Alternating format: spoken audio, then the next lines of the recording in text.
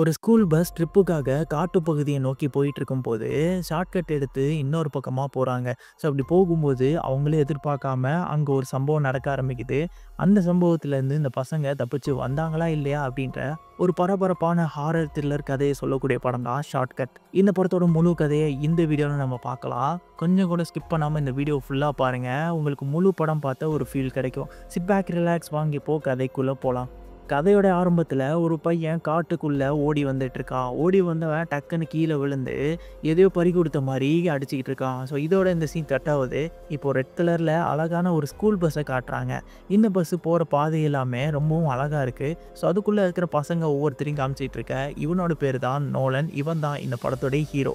இவனோட voice over இப்போ ஓடிட்டுருக்கு. இந்த மாதிரி எல்லாரும் அவங்கவுங்க லைஃப்பில் ஒரு பாதையை தேர்ந்தெடுப்பாங்க.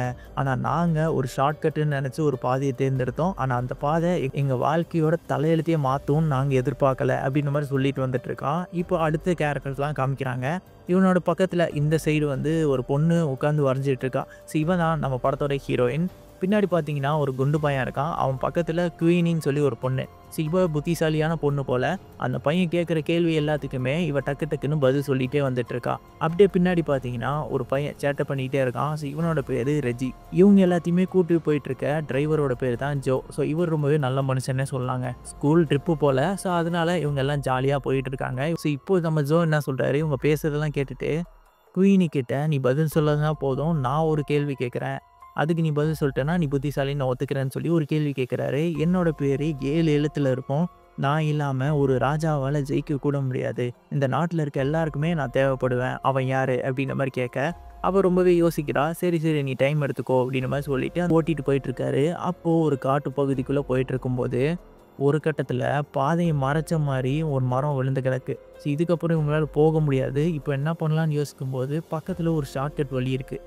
அதை பார்த்து இவர் இந்த வழியாக எப்படியாவது போயிடலாம் அப்படின்னு சொல்லி அந்த ஷார்ட்கட் வழியை எடுத்து போகிறாங்க. ஸோ அது போகும்போது கீழே எலும்பு கூண்டெல்லாம் இருக்குது. அதெல்லாம் பார்க்கும்போது பயங்கரமாக இருக்குது. அப்படி போயிட்டு இருக்கும்போது பாதை போய்கிட்டே இருக்குது. பாதை முடிகிற மாதிரியே தெரியலங்க. அப்போது ஒரு இடத்துல இவங்க வண்டிக்கு முன்னாடி ஒரு மான் செத்து போய் கிடக்கு. இப்போ அந்த மானை எடுத்து தள்ளி போட்டால் மட்டும்தான் இவங்களால பஸ் எடுத்துகிட்டு முன்னாடி போக முடியும். இப்போ நம்ம ஜோ மட்டும் கீழே இறங்கி அந்த மானை இன்னொரு பக்கமாக தள்ளி போடுறாரு. அப்போ எதையோ ஒன்று பார்த்து ஷாக் ஆகிறாரு. அப்படியே சீன் கட் ஆகிட்டு பஸ்ஸுக்குள்ளே ஜோ வந்துட்டு இருக்கும்போது பசங்க எல்லாமே ஜாலியாக பேசிகிட்டு இருக்காங்க. அப்போது ஜோவுக்கு பின்னாடி ஒரு ஆள் கண்ணை வச்சுட்டு வந்துட்டு இருக்கான். ஸோ அவனை பார்த்து எல்லாருக்குமே ஒரே ஷாக்கு. அவன் பார்க்குறதுக்கும் சைக்கோ மாதிரி இருக்கான். அவன் என்ன சொல்கிறான்னா, பசங்களா இதுக்கப்புறம் இந்த பஸ்ஸு என்னோட கண்ட்ரோலு, நான் சொல்கிறது மட்டும்தான் நீங்கள் கேட்கணும் அப்படின்ற மாதிரி மிரட்டுறான். அப்போ தான் அந்த குண்டு பையனுக்கு ஒரு யோசனை வருது. இதுக்கு முன்னாடி அவங்க அங்கிளு ஒருத்தனோட ஃபோட்டோவை காமிச்சு இவன் ஜெயிலேருந்து தப்பிச்சிட்டான், இவன் ஒரு சைக்கோ, இவன் யாரை பார்த்தாலுமே நாக்கை கடிச்சு கொல்ற அளவுக்கு பயங்கரமானவன், அதுவும் முக்கியமாக டீனேஜ் பசங்கன்னா இவனுக்கு ரொம்ப பிடிக்கும் அப்படின்ற மாதிரி சொல்லிட்டு இருக்கும்போது இவன் அதை கதி கலங்கி போய் கேட்டுக்கிட்டு இருந்திருக்கான். ஸோ அந்த விஷயத்த இப்போ அவன் ஞாபகப்படுத்தி பார்க்க அதே சைக்கோ தான் இவன் அப்படின்றது இவனுக்கு தெரிஞ்சு போச்சு. அப்போ நம்ம ஜோ இங்கே பாருங்கள் பசங்களா, உங்களுக்கு எதுவுமே ஆகாது, இவரை கொஞ்சம் தூரம் தள்ளி நம்ம இறக்கி விட்டுட்டோம் அப்படின்னா இவர் எதுவும் பண்ண மாட்டார் அப்படின்ற மாதிரி சொல்லிவிட்டு அவரும் வண்டி எடுக்கிறாரு. அவன் கையில் கன்று இருக்கவும் மற்றவங்க எல்லாருமே சைக்கிளே பார்த்து பேசிக்கிறாங்க. இந்த மாதிரி அவன் கையில் இருக்கிற கன்னை பிடுங்கிட்டா போதும், நமக்கு பிரச்சனை இல்லை அப்படின்ற மாதிரி பேசிகிட்டு இருக்க. அதை இவன் கண்டுபிடிச்சிட்றான். அந்த சைக்கோ நம்ம ஹீரோவை பார்த்து என்னப்பா ஹீரோவாக ட்ரை பண்ணுறியா, என் கன்னை பிடுங்கி சுட்டுடலான்னு பார்க்குறியா, அதெல்லாம் நடக்காது, அதுக்குள்ளே ஒன்றை நான் போட்டுருவேன் அப்படின்ற மாதிரி சொல்ல எல்லோரும் பயந்து போய் உட்காந்துருக்கானுங்க. அப்போது ஒரு கட்டத்தில் இந்த பஸ்ஸு ஒரு டனல் மாதிரி இருக்குது. அதுக்குள்ளே போயே ஆகணும் அப்படின்ற கட்டாயத்தில் அதுக்குள்ளே போயிட்டுருக்காங்க. ஸோ இப்படி போயிட்டுருக்கும்போது அந்த டனலுக்கு நடுவில் போனோடனே இந்த பஸ்ஸு எதிர்பாராத விதமாக நின்று போயிடுது. இதை பார்த்தோன்னே அந்த சைக்கோவுக்கு கடுப்பாயிடுது. என்ன பிளான் பண்ணுற, எதுவும் எனக்கு எதிராக பிளான் பண்ணுறியா அப்படின்ற மாதிரி கேட்க, நான் என்ன பண்ணேன், இந்த பஸ் தான் நின்று போச்சு, எனக்கு என்ன தெரியும் அப்படின்ற மாதிரி நம்ம ஜோ சொல்கிறாரு. அதை பார்த்த சைக்கோ வீணியை பணக்கதியாக வச்சு நீ பஸ்ஸுக்கு என்ன ஆச்சுன்னு பார்க்கல அப்படின்னா இவளை நான் கொன்றுவேன் அப்படின்ற மாதிரி சொல்ல, இருப்பா நான் போய் இறங்கி பார்க்குறேன் அப்படின்ட்டு நம்ம ஜோ இறங்கி போகிறாரு. சைக்கோவும் பின்னாடியே குவீனியை கூப்பிட்டுட்டு ஜோ கூடயே போகிறாரு. ஜோவும் கீழே போயிட்டு எல்லாமே சரியாக தான் இருக்குது, ஆனால் ஏன் நின்றுச்சுன்னு எனக்கு தெரியலையே அப்படின்ற மாதிரி சொல்லிட்டு இருக்க. அப்போது டனலுக்குள்ளே இருக்கிற எல்லா லைட்டுமே ஆஃப் ஆகிடுது. இப்போது அவங்க வந்த பாதைக்கு ஆப்போசிட் சைடில் ஏதோ ஒரு சத்தம் கேட்குறத நம்ம ஜோ பார்க்குறாரு. அங்கே பார்த்தோன்னே திடீர்னு ஷாக் ஆகிடுது. ஏன்னா அங்கே ஒரு உருவம், கருப்பு கலரில் உருவம் இருக்கிறத இவர் பார்த்துடுறாரு. ஸோ கிட்ட போக அங்கே ஒரு உருவம் உட்காந்துருக்கு. ஸோ அவர் பக்கத்தில் போனோடனே அது எந்திரிச்சு நின்றுடுது. டக்குன்னு அவர் கழுத்தை பிடிச்சி நெரிக்கிற மாதிரி காமிக்கிறாங்க. அப்படியே நம்ம சைக்கோவும் பஸ்ஸுக்குள்ளே வந்துடுறாரு. அங்கே இருக்கிற பசங்க எல்லாருமே ஜோக்கு என்ன ஆச்சு அப்படின்ற மாதிரி கேட்க, எனக்கு மட்டும் என்னடா தெரியும் அப்படின்ற மாதிரி நம்ம சைக்கோவே பயத்தில் அலறி போய் பேசிட்டு இருக்காரு. இப்போ நம்ம எப்படியாவது இந்த பஸ் எடுத்தாகணுன்ட்டு கீ எங்கடா அப்படின்ற மாதிரி நம்ம சைக்கோ கேட்க, அதுக்கு இவனுங்க கீலாம் இங்கே இல்லை, ஜோ கிட்ட தான் இருக்கும் அப்படின்ற மாதிரி சொன்னோடனே, சரி நீ தான் போய் அந்த கீ எடுத்துகிட்டு வரணும் அப்படின்னு சொல்லி நம்ம குண்டு பையனை பார்த்து சொல்ல, அவனுக்கு அல்லு விட்டுருது. ஐயோ நானா அப்படின்ற மாதிரி சொல்கிறான். அப்போ நம்ம ஹீரோ நோலன் வந்துட்டு நான் அந்த மாதிரி போகிறேன் அப்படின்ற மாதிரி வாக்குவாதத்தில் ஈடுபடுறான். நீங்கள் எப்படியே பேசிகிட்டே இருங்கடா அப்படின்னு சொல்லிட்டு நம்ம ஹீரோயினு இறங்கி போய் நான் எடுத்துகிட்டு வரேன்னு சொல்லிட்டு நடக்க ஆரம்பிச்சிடுறாங்க. அவள் அப்படியே பயத்தோட நம்ம ஜோ கிட்ட போகிறா. ஜோ கீழே படுத்து கிடக்காரு. உயிர் இழந்துருச்சா என்னன்னு தெரியல, ஆனால் கீழே படுத்து கிடக்க. ஸோ அவர்கிட்ட இருந்து சாவி எடுக்கிறாங்க. அப்போ பக்கத்தில் அந்த உருவத்தை பார்க்குறா நம்ம ஹீரோயின். அப்படியே அங்கேருந்து அந்த சாவி எடுத்துகிட்டு பஸ்ஸுக்குள்ளேயும் வந்துடுறா. அப்போ அங்கே இருக்கிற பசங்கள்லாம் நீ என்னத்தை பார்த்த அப்படின்ற மாதிரி கேட்க, அது ஒரு உருவம் மாதிரி இருந்தது, கொஞ்சம் கிரியேச்சர் மாதிரி இருந்தது. அனிமலா கிரியேச்சரான்னு எனக்கு சரியாக சொல்ல தெரியல, ஆனால் அது பார்க்குறதுக்கு ஒரு மாதிரியாக இருந்தது அப்படின்னு மாதிரி சொல்லிட்டு இருக்கா.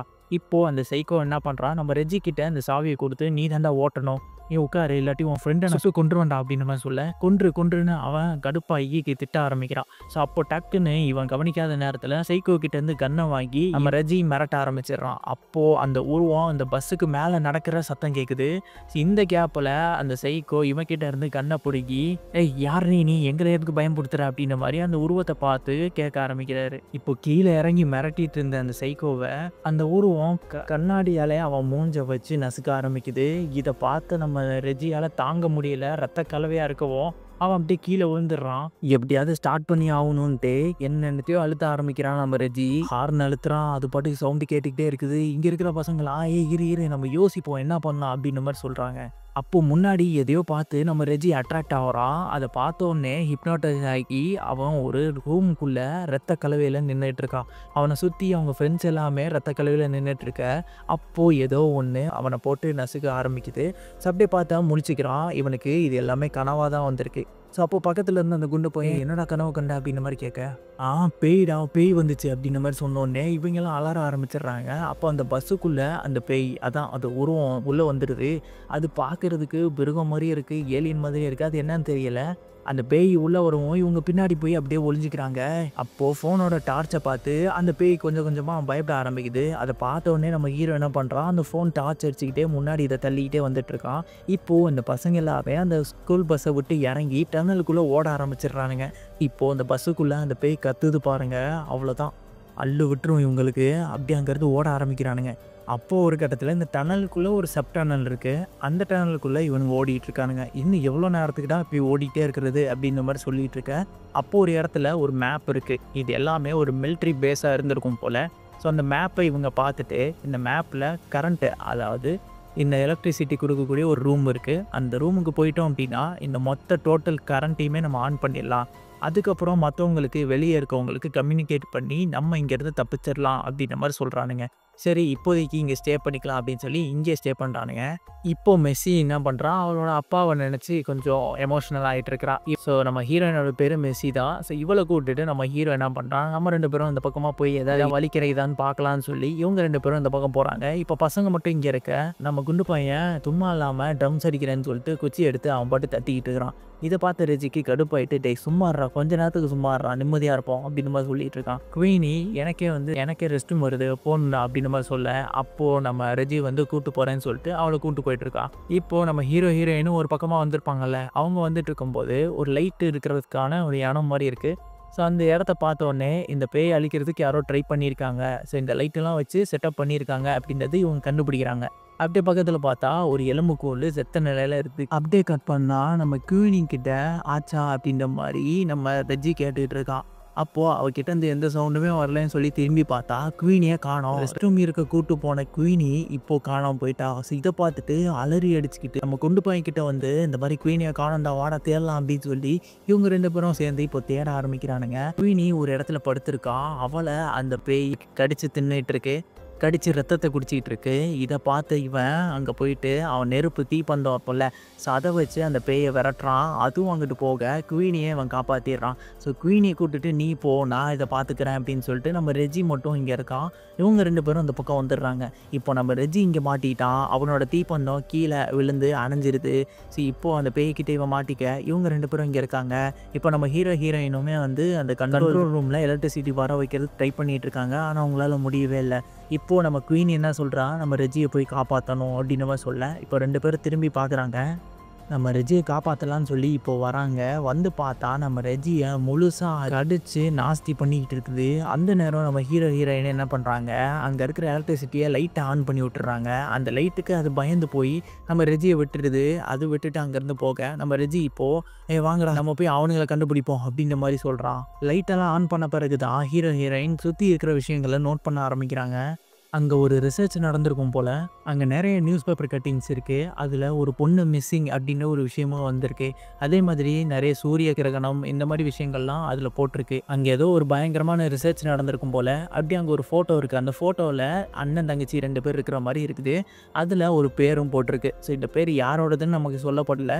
அப்படியே கட் பண்ணால் இவங்க வேறு ஏதாவது பாதை கிடைக்குதான்னு சொல்லி தேடி நடக்க ஆரம்பிக்கிறாங்க. இப்போ இவங்க நடந்து போயிட்டே இருக்கிற அங்கே இருக்கிற லைட் எல்லாமே பிளிங்க் ஆகி எரிய ஆரம்பிக்குது. அப்புறம் அந்த பக்கம் இருந்து சத்தம் கேட்க இவங்க அவ்வளோதாண்டா மாட்டிக்கிட்டோம் அப்படின்னு மாதிரி நினைக்கும் போது அந்த பக்கம் இருந்து வருது நம்ம குண்டு பையனும் ரெஜியும் தான். இதை பார்த்தோன்னே இவங்களுக்கு சந்தோஷமாயிடுது. குயினி இவங்க 3 பேர் அப்புறம் இவங்க மொத்தமாக 5 பேருமே இப்போ சேர்ந்துடுறாங்க. சரி வாங்க இப்போ நாங்கள் கண்டுபிடிச்ச அந்த கண்ட்ரோல் ரூமுக்கு கூட்டு போகிறோன்னு சொல்லி ஹீரோ ஹீரோயின் இவங்க 3 பேர்த்தையும் அங்கே கூட்டு போகிறாங்க. அந்த ஃபோட்டோ இருக்கும்ல, அந்த ஃபோட்டோவுக்கு பக்கத்தில் ஒரு டைரியும் வந்திருக்கு. அந்த அண்ணன் தங்கச்சி அவங்களோட கதை போல் இருக்குது. அவங்க அண்ணன் தங்கச்சி இந்த காட்டுக்குள்ளே விளையாடிட்டு இருந்திருக்காங்க. அப்போது அந்த தங்கச்சி என்ன பண்ணியிருக்கு, ஒரு டனலை பார்த்துட்டு அதுக்குள்ளே போக ட்ரை பண்ணியிருக்கு. ஸோ அந்த டனலுக்குள்ளே தான் இந்த மிருகம், அதான் அந்த பேயின்னு சொல்கிறாங்களா, அந்த மிருகம் என்ன பண்ணியிருக்கு, இவளை அடித்து உள்ளே கூட்டு போயிருக்கு. அதாவது அந்த தங்கச்சியை அது உள்ளே இழுத்துட்டு போய் சாகடிச்சோடனே இதை பார்த்த இந்த அண்ணன் இவன் என்ன பண்ணுறான், இவனோட பேர் சிரலியோ. ஸோ இவன் அங்கேருந்து அலறி அடிச்சுட்டு ஓடிட்டு வந்துட்டு இருக்கான் காட்டுக்குள்ளே. இந்த சீனு தான் நமக்கு இந்த படத்தோட ஃபஸ்ட்டு சீனில் காமிச்சிருப்பாங்க. ஸோ இப்படி இவன் பழி வாங்கணும் அப்படின்ட்டு ஒரு எண்ணம் இவனுக்கு உண்டாகுது. அதுக்கப்புறம் தான் இவனுக்கு வயசான பிறகு மறுபடியும் இந்த டனலுக்குள்ளே வரான். ஸோ வந்து இங்கே ஒரு ரிசர்ச் பண்ணுறான். அந்த மிருகத்தை பற்றி எல்லா விஷயத்தையும் தெரிஞ்சுக்கிட்டு அங்கே லைட் செட்டப்லாம் ஆரம்பித்து இந்த மிருகத்தை அழிக்கணும்னு சொல்லி ஒரு பிளானையும் போடுறான். ஆனால் அதை அவனால் நிறைவேற்ற முடியல போல். இப்போ நம்ம ஹீரோ என்ன சொல்கிறான், இந்த விஷயத்த நம்ம முடிச்சு வைக்கணும், நம்ம சரியாக பிளான் பண்ணி பண்ணோம் அப்படின்னா அந்த மிருகத்தை நம்மளால அழிச்சிட முடியும் அப்படின்ற மாதிரிலாம் வீரவசனம் பேசிகிட்டு இருக்கான். இப்போது நம்ம எல்லோரும் ஒன்று சேர்ந்து இதை முடிச்சு வைக்கிறோம் அப்படின்ற மாதிரி ஒன்று கூடி இந்த பிளானை போடுறானுங்க. இப்போது அந்த ஜொரேலியோ அவருக்கு வந்து என்ன நடந்திருக்கும்னு பார்த்தீங்கன்னா, அந்த பேய் அவரை வந்து கொண்டிருக்கும். ஸோ அவ்வளோதான், அவரோட கதை முடிஞ்சிருச்சு. இப்போ இவனுங்க அவர் செஞ்சு வச்ச இந்த மிஷினை எப்படியாவது யூஸ் பண்ணி இந்த மிருகத்தை அழிச்சாகணும் அப்படின்ற ஒரு பிளானை போடுறானுங்க. ஸோ அங்கே இருக்கிற நோட்ஸ்லாம் எடுத்து படிச்சுட்டு அந்த மிஷினையும் அவங்க கரெக்டாக ஒர்க் பண்ண வச்சிடறானுங்க. அது ஒரு சேர் மாதிரி இருக்குது. அந்த சேரை சுற்றியுமே லைட் எரியுதுங்க. இதை பார்க்குறதுக்கு கூலி படத்தில் வர நம்ம சத்யராஜ் செஞ்ச அந்த சேர் மாதிரி தானே இருக்குது. எனக்கும் அதே தான் தோணுச்சு. ஆனால் இதில் உட்கார வச்சு எரிச்சிட முடியுமான்னு தெரியல. ஆனால் அந்த பேயை அழிச்சிட முடியும்னு தெரியுதுங்க. ஸோ இப்போ என்ன பண்ணுறானுங்க, அந்த ஜுரேலியோ இருக்கான்ல அவருடைய அந்த ட்ரெஸ்ஸை மட்டும் அங்கே வச்சுட்டு சுற்றி லைட் எல்லாத்தையுமே ஆஃப் பண்ணி விட்டுறானுங்க. இந்த ட்ரெஸ்ஸில் இருக்கிற அந்த ஜுரேலியோட ஸ்மெல்லை கேட்டு அந்த மிருகம் வரும்ல, ஸோ அது வந்த பிறகு இந்த லைட்லாம் ஆன் பண்ணி அதை அழிச்சிடலாம் அப்படின்றதான் இவனோட பிளான். இப்போது அவங்க எல்லாருமே அமைதியாக இருந்துகிட்டு இருக்க அந்த மிருகமும் அதுக்குள்ளே வர ஆரம்பிக்குது. அதாவது அந்த மான்ஸ்டர் வந்துருச்சு. அந்த ட்ரெஸ்ஸை வந்து ஸ்மெல் பண்ணி பார்த்துட்டு அந்த சேர் பக்கத்தில் வர அங்கே உட்காந்துருக்கிறது நம்ம ரெஜி தான். இங்கே யாரோ உட்காந்துருக்காங்க அப்படின்னு சொல்லி கடிக்க போகும்போது பின்னாடி இருந்து நம்ம ஹீரோ என்ன பண்ணுறான், கையை தட்டி அதை திசை திரும்பி பார்க்குறான். ஸோ இப்போது நம்ம ஹீரோ கிட்டே இது வரும்போது நம்ம ஹீரோயின் இந்த பக்கமாக அவங்க ஒரு சவுண்டை போட்டு அதை இந்த பக்கம் திசை திருப்பி விட்டுறாங்க. இப்போ நம்ம ஹீரோயினே குவீனி கிட்ட வந்துட்டு என்னை விட்டு போயிடாதப்பா அப்படின்ட்டு 2 பேரும் பயத்தில் உட்காந்துருக்காங்க. இப்போது அந்த குவீனியோட ட்ரெஸ்ஸு கீழே கிழிஞ்சி ஒன்று மேலே ஒன்று ஒட்டிகிட்டு இருக்கோம். ஸோ அதை பார்த்துட்டு அந்த மிருகம் நின்றுட்டுருக்கு. அது கீழே தான் இவங்க இருக்காங்க. மாட்டினா காலி அப்படின்ற மாதிரி உட்காந்துட்டு இருக்கும்போது அப்போ நம்ம குண்டு பையன் என்ன பண்ணுறான், இங்கே வந்துட்டு அந்த பேயை பிடிச்சி அடிக்க. அப்போ டக்குன்னு நம்ம ஹீரோ அந்த லைட்டை ஆன் பண்ணோடனே இவங்க 2 பேரும் நீங்கள் அங்கிட்டு ஓடிடுங்க அப்படின்ற மாதிரி அந்த குண்டு பையனும் சொல்கிறான். இவங்க 2 பேரும் அதான் குவீனியும் ஹீரோயினும் அந்த குகையில் அந்த டனலுக்குள்ளே எவ்வளோ தூரம் போக முடியுமோ அவ்வளோ தூரம் ஓடுறாங்க. ஒரு வழியாக அந்த டனலை விட்டு வெளியே போகிறதுக்கான பாதையை கண்டுபிடிச்சி நம்ம குவீனியும் ஹீரோயினும் வெளியே வந்துடுறாங்க. ஆனால் அங்கே பசங்களை காணுமே அப்படின்னு சொல்லிட்டு பயத்தில் நின்றுட்டு இருக்க அந்த மிருகமும் இங்கே வந்து எட்டி பார்க்குது. இவங்களை துரத்திக்கிட்டு தான் அந்த மான்ஸ்டரும் இங்கே வந்திருக்குது. ஆனால் அந்த பசங்களை காணோம். அப்போ பின்னாடி பார்த்தா 3 வெளிச்சம் தெரியுது. 3 பேருமே கையில் தீப்பந்தத்தை எடுத்துகிட்டு இங்கிட்டு ஓடி வந்துட்டு இருக்கானுங்க. இப்போ அந்த மான்ஸ்டர் வகையாக சிக்கிடுச்சு. ஏன்னா இந்த பக்கம் பார்த்தீங்கன்னா வெளியே போகிறதுக்கான வழி அங்கே ஃபுல்லாகவே வெளிச்சமாக இருக்குது. ஸோ இது வெளியே வந்தது அப்படின்னா அழிஞ்சு போயிடும். அதே மாதிரி உள்ளேயும் போக முடியாது. இவனுங்க தீப்பந்தத்தை தூக்கிட்டு வந்துட்டு இருக்கானுங்க.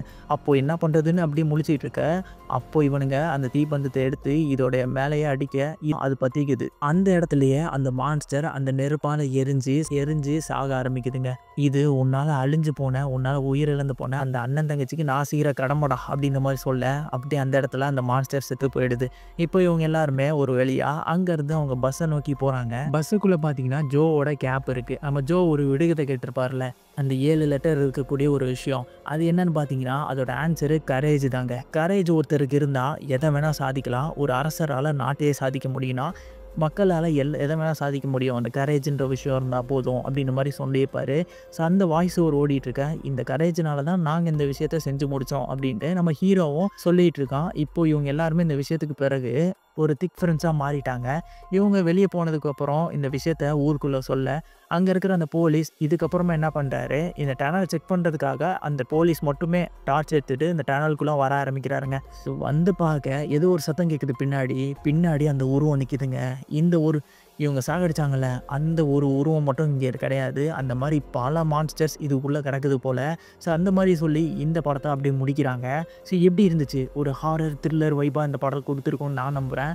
ஸோ எப்படி இருந்தது அப்படின்னா உங்களுடைய கமெண்ட்ஸை கீழே ஷேர் பண்ணுங்கள். அண்ட் இந்த வீடியோவுக்கு ஒரு லைக்கை மட்டும் போட்டு விட்ருங்க. அதுதான் எனக்கு அடுத்த வீடியோ போடுறதுக்கு ஒரு மோட்டிவேஷனாக இருக்கும். நெக்ஸ்ட்டு வீடியோவில் சந்திக்கலாம். Until then signing off.